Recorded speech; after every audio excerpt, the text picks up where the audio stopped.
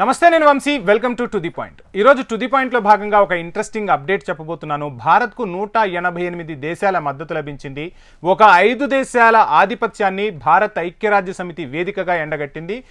భారత్ ఏవైతే ప్రశ్నలు లేవనెత్తిందో ఆ లేవనెత్తిన ప్రశ్నలకు మిగతా దేశాలన్నీ కూడా భారత్కు సపోర్ట్ చేశాయి. ఒక రకంగా చెప్పాలంటే స్టాండింగ్ ఓవేషన్ భారత్కు ఇచ్చాయనే చెప్పాలి. సో దీనిపై ఆ 5 దేశాలు ఒక్కసారిగా అలర్ట్ అయిన పరిస్థితులు కనిపిస్తున్నాయి. అసలు ఏం జరిగింది అనేది నేను మీకు వీడియోలో చెప్పే ప్రయత్నం చేస్తాను. జైశంకర్ ఇప్పుడు ఈ పేరు వింటేనే ప్రపంచ దేశాలు భారత విషయంలో అలర్ట్ అవుతున్నాయి అంటే అవుననే సమాధానమే వినిపిస్తుంది ఎక్కడైనా. భారత దౌత్య విధానంలో అత్యంత కీలక పాత్ర పోషిస్తున్నారు మన విదేశాంగ శాఖ మంత్రి జైశంకర్. ఆయన తీసుకునే నిర్ణయాలు, ఆయన మాట్లాడే విధానం ప్రపంచ అగ్రనేతలను కూడా విస్మయానికి గురిచేస్తున్నాయి. ఏ విషయాన్నైనా సూటిగా సుత్తి లేకుండా కుండబద్దలు కొట్టినట్లు చెప్పేస్తున్నారు. జైశంకర్ భారత దౌత్య విధానం ఎలా ఉంటుందో ప్రపంచ దేశాలకు రుచి చూపించారు. భారత నిర్ణయాలు ఎలా ఉంటాయి అనేది ఎన్నో సందర్భాల్లో ఎక్కడా కూడా ఎటువంటి తడబాటు లేకుండా చెప్పాలనుకున్న విషయాన్ని భారత్ తరపున క్లియర్ కట్గా చెప్పేస్తున్నారు జైశంకర్. ఈ నేపథ్యంలోనే ప్రపంచంలోని ఒక 5 దేశాలకు ఐక్యరాజ్య సమితి వేదికగా చురకలంటించారు మన ఐక్యరాజ్య సమితి ప్రతినిధి. ఇక ఆ 5 దేశాలు ఏవో కాదు, America, UK, France, China, Russia. వీళ్లు సూపర్ పవర్గా ఊహించుకుంటారనేది ప్రపంచ దేశాలన్నింటికీ కూడా తెలిసిందే. ప్రపంచంలో దేశాల మధ్య ఏం జరుగుతుంది అనే విషయాలను ఎప్పటికప్పుడు గమనిస్తూ తదనుగుణంగా ఆయా దేశాలపై పెత్తనం చేసేందుకు ఈ 5 దేశాలు ఉవ్విళ్ళూరుతుంటాయి. దాన్ని ఒక ఐక్యరాజ్య సమితిని ఒక వేదికగా చేసుకుని మిగతా దేశాలపై పెత్తనం చేసేందుకు ఎప్పటి నుంచో ఈ దేశాలు పావులు కదుపుతూ ఉన్నాయి.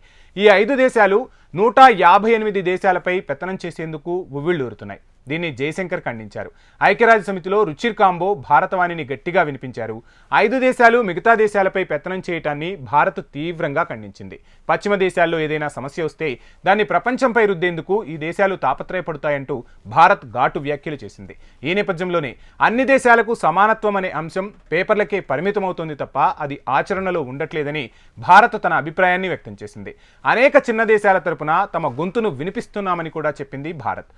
మీ 5 దేశాల ఉద్దేశాలను మిగతా దేశాలపై రుద్దే ప్రయత్నాలు ఇకనైనా మానుకోండని ఆ దేశాలన్నింటికీ ఒక రకంగా హెచ్చరికలు జారీ చేసింది. ఇక సౌత్ దేశాలపై చిన్న చూపును భారత్ అక్కడ ఎండగట్టింది. యునైటెడ్ నేషన్స్లో భారత్కు శాశ్వత సభ్యత్వం ఇవ్వాలని కూడా ఎలన్ మస్క్ కొద్ది రోజుల క్రితం వ్యాఖ్యలు చేశారు.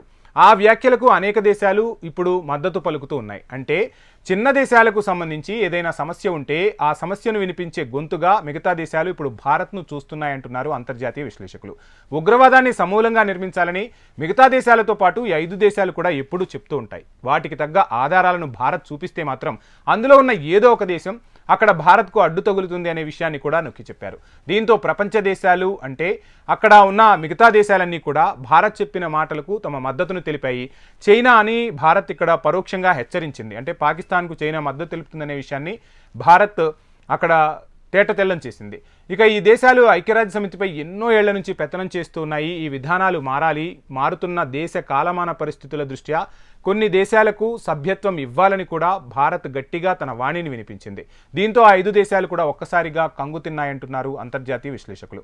మిగతా దేశాల మద్దతు భారత్కు లభించడంతో త్వరలోనే ఐక్యరాజ్య సమితి కూడా దీనిపై ఒక నిర్ణయం తీసుకునే అవకాశం అయితే ఉంది అంటున్నారు. సో మొత్తంగా భారత ప్రతినిధి రుచిర్ కాంబోజీ తన స్పీచ్లో ఈ 5 దేశాలను ఎండగట్టారు.